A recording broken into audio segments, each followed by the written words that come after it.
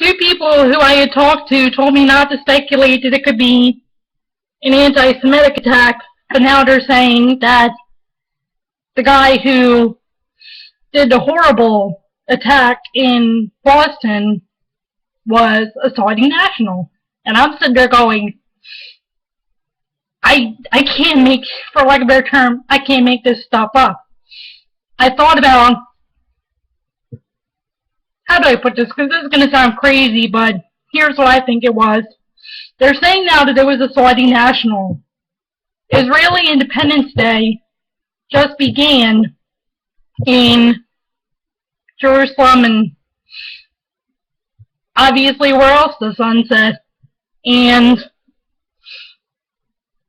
you have a sizable Jewish community within Boston. You have an event where there's going to be a lot of people. And I'm just thinking, whoever this Saudi national is, and forget my language, this son of a bitch had to know that it's like those stupid, not coincidences, but those stupid events that we unfortunately, for whatever reason, call perfect storms. So, I might get a lot of flack for first saying that, because I have two things to say on this. Well, three things. One, my prayers go out to Boston, and particularly the Boston Jewish community, because, what else should I say? I'm sorry, I'm pretty convinced that, as I said, excuse my language, I'm pretty convinced that son of a bitch, whoever he is, knew what he was doing, knew what was going on, knew quite a few things, and people are going to say, well, by speculating like this and by saying crazy stuff you're saying, aren't you putting ideas in people's heads? Well, believe me, unfortunately, you learn that with sick, evil human nature, and with everything going on in this world, and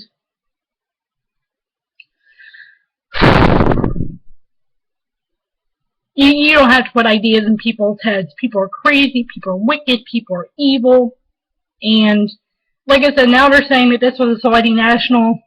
It's like 9/11 all over again. And even if you read the 9/11 Commission report, Khalid Sheikh Mohammed said that he was targeting Jews, but Osama bin Laden told him to change the direction and target Israel's greatest ally, America. And also, like I said, you have this Israeli Independence Day, and you have a sizable Jewish community in Boston. And like I said, I'm not making that stuff up. I actually, when it first happened, and when I had just been leaving class, and I was walking to dinner, and then Michelle had said that they were reporting that there was some right-wing extremist group, according to one of her friends. I thought, okay, who would they call a right-wing extremist? I'm like, they would call, if what Michelle's friend was saying was true, that they reported that. And there are sources who are saying, now they're attacking Fox News and all that and everything else. It's like, if what the press is saying is true and they're going to gin up all this controversy and persecution against, the so-called right-wing and whatever, and Republicans and Fox News and this, who would be one of the people that they would classify as quote-unquote right-wing extremists anyway? My first thought is they would classify neo-Nazis. And so, and then like I said, you take that it's Israeli Independence Day, you have a sizable Jewish community in Boston. Like I said, it's that stupid perfect storm stuff. And people are saying, oh, it was, and now, like I said, now it's coming out that it's Saudi national. This is, folks, there's no better way to say it. Actually, there's no good way to say this. As I said, I'm not a betting person, and it would be kind of stupid to bet off a tragedy like this anyway, because it goes without saying that you'd have to be a real idiot to bet. Well, actually, I use that expression, I bet, in another comment that I made about the tragedy, but that's another discussion for later. Anyway, I had said to Michelle and a few others, I'm like, And like I said, if I were a betting person and what have you, my whole point is that I'm not going to be surprised if this comes out, that this was an anti-Semitic attack. This idiot knew what he was doing, and that Israel's greatest ally was targeted again.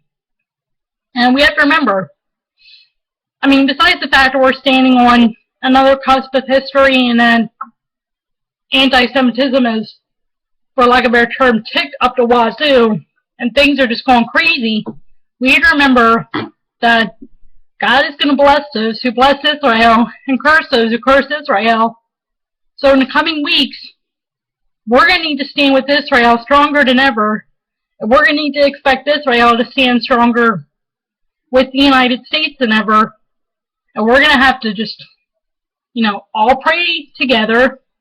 And we're going to have to particularly stand with Boston's Jewish community. And of course, Jerusalem, because people have said, well, this isn't as bad as, or this is just what people go through in the Middle East every day.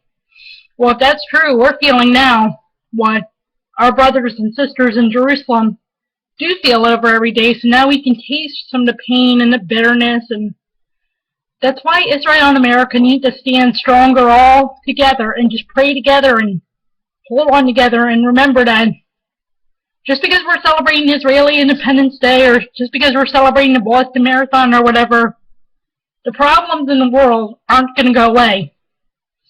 And we're still in a world where there's particularly anti-Semitism, anti-Americanism, just, godlessness in general. And I guess that's my, for lack of a better term, running commentary or rant on it, but I really do believe that now that all the, for lack of a better term, now that all the facts are coming out and now that everything is going on, it had to be said, ladies and gentlemen, as I said, if this was an anti-Semitic attack, and if this was like another 9/11, I'm not going to be surprised. And all I'm saying is that at this time, we need to not only stand together as America, we need to stand with our ally Israel and expect Israel to stand with us and to make sure that we're not caught off guard again. We understand that things aren't coincidences and that everything's connected, and that if we don't start blessing God and we don't start blessing Israel, God ain't going to bless us. And it's that simple.